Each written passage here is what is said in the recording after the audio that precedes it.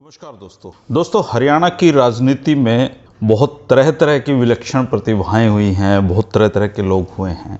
तो आज जिस शख्स से मैं आपको मिलवाने जा रहा हूं, उनका नाम है सुभाष बत्रा जी। 1991 में रोहतक से ये विधायक बने थे और चौधरी भजनलाल की कैबिनेट में पहले मुख्य संसदीय सचिव और उसके बाद ये गृह मंत्री बने।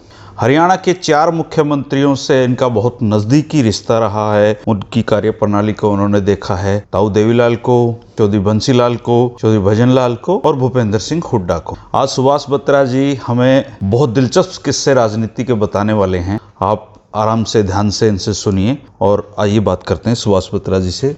बत्रा जी, आपका राजनीति की बातों में स्वागत है। धन्यवाद बहुत। बत्रा जी, सबसे पहले तो मुझे ये बताइए कि आपका राजनीति से जुड़ाव कैसे हुआ? मेरे पिताजी रोहतक म्यूनसिपल कमेटी के काफ़ी सालों तक प्रधान रहे। अच्छा, क्या शुभ नाम उनका? श्री प्रकाश चंद बत्रा जी। और उस वक्त म्यूनसिपल कमेटी के 25 पार्षद होते थे। अच्छा, रोहतक के।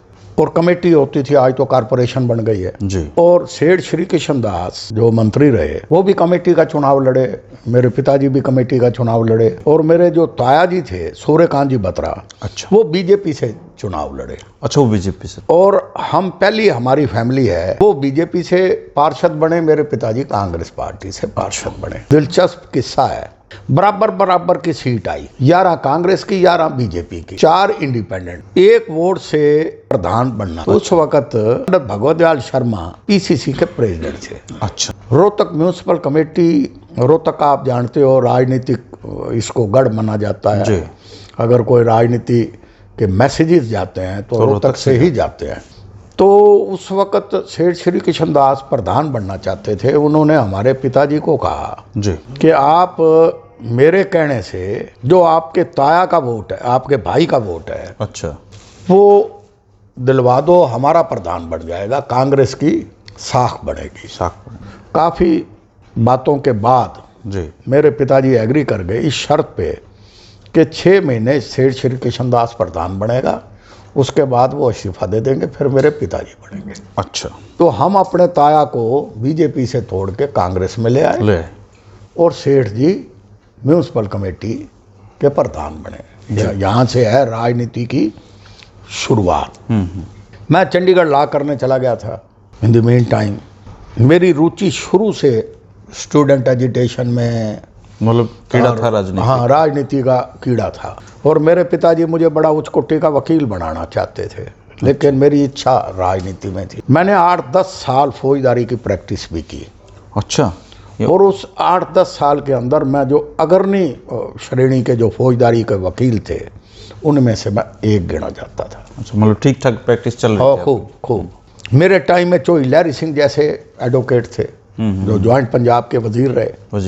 तो मैं जो आपने कहा कि राजनीति का कीड़ा कैसे घुसा मेरे दिमाग में, तो मेरे पिताजी के थ्रू कमेटी में प्रधान बनना, सेठ जी के बाद फिर मेरे पिताजी प्रधान बने। अच्छा, उन्होंने अपना वादा निभाया? हाँ, वादा नहीं, सेठ जी ने अपना वादा नहीं निभाया। अच्छा। वो लगातार 5 साल म्यूनसिपल कमेटी के प्रधान रहे, फिर वोट ऑफ कॉन्फिडेंस किया। अच्छा। उनको हटाया मेरे पिताजी ने, फिर मेरे पिताजी पर। पहला मौका था जब मेरे पिताजी प्रधान बने कमेटी के और मेरे ताया सीनियर वाइस प्रेसिडेंट बने। अच्छा, उस समय।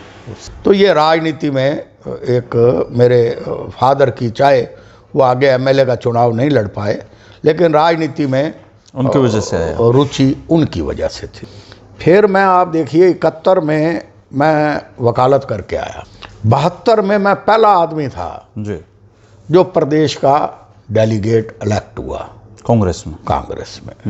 और मैं 72 से लेकर 78 तक मैं लगातार एआईसीसी का मेंबर रहा।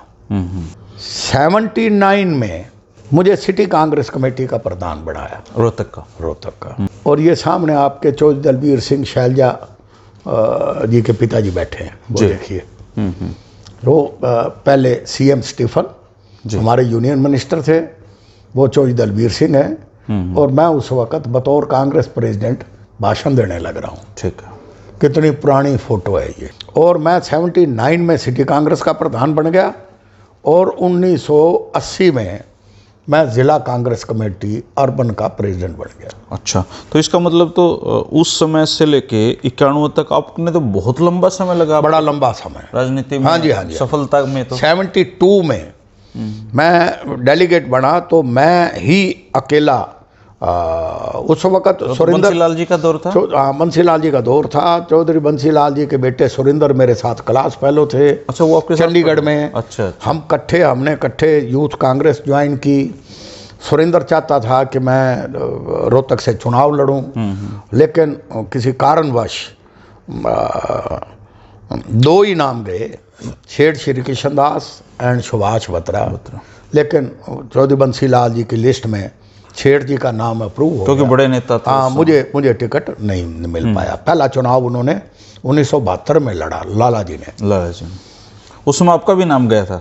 मेरा भी नाम गया था। हम दो ही नाम थे सेंट्रल इलेक्शन कमेटी तक। लेकिन सेठ कृष्णदास जी बंसीलाल जी के नजदीकी थे? वो नहीं, वो बनारसी दास गुप्ता जी के नजदीक थे। अच्छा। बनारसी दास गुप्ता एंड चौधरी बंसीलाल जी एक थे। तब एक थे, बाद में तो बिगड़ गई। बाद में बिगड़ गई। तो लेकिन मेरी राजनीति में रुचि रही जी।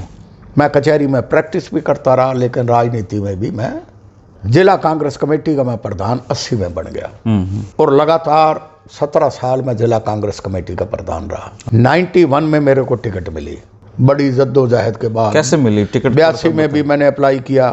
91 में चौधरी भूपेंद्र सिंह हुड्डा, हम 40-45 सालों से इकट्ठे रहे। अच्छा, आप उनके दोस्त हैं? हाँ जी।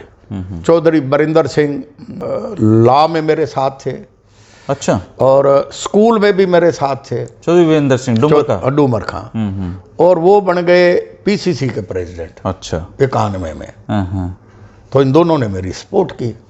तो मुझे टिकट मिल गई 91 में। मैं बन गया। लेकिन मेरे साथ षड्यंत्र भी हुआ, एक साजिश भी रची गई। क्या? उस वक्त एक नारा लगा, नीचे गंजा ऊपर पंजा। नीचे गंजा ऊपर पंजा। ऊपर पंजा।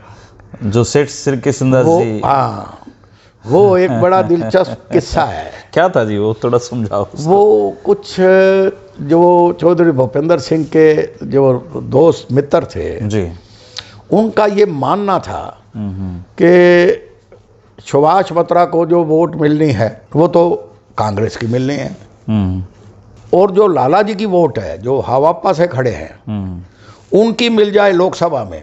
अच्छा। क्योंकि भूपेंद्र सिंह हुड्डा लोकसभा का कैंडिडेट था, मैं विधानसभा का कैंडिडेट, तो दोनों निशाने सज जाएंगे। तो मुझे इस चीज़ का आभास हो गया कि ओहो, तू तो घेरे में ले लिया। आपको पता लग गया नीचे गंजा ऊपर पंजा है। हम बड़ा नारा चला और बड़ा पॉपुलर हुआ वो नारा, स्लोगन। तो जो आदमी मुझे टिकट दिलवाने में थे, मेरे उनसे मतभेद शुरू हो गए। जब हुड्डा साहब ने टिकट दिलाई, उन्होंने नीचे गंजा ऊपर पंजा करना, उन्होंने शायद ना रोल अदा किया हो, लेकिन उनके शुभचिंतकों ने ये खेल खेला। लेकिन मैंने फिर ये सोच के कि तू अब मैदान में आ गया तो तूने लड़ाई लड़नी है।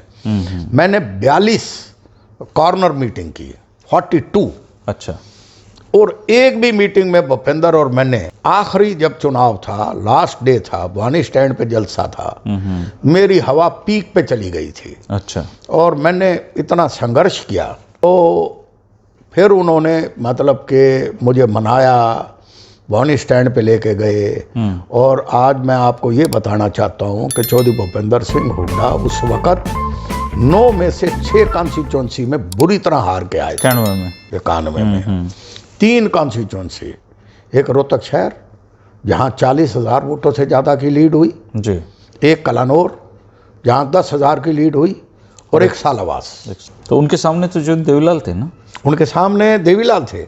लेकिन अगर रोहतक शहर की लीड ना होती तो चौधरी भूपेंद्र सिंह रोहतक ही जिताता था उनको में से। एक तो ये किस्सा, नीचे गंजा ऊपर पंजा से मैं बचा।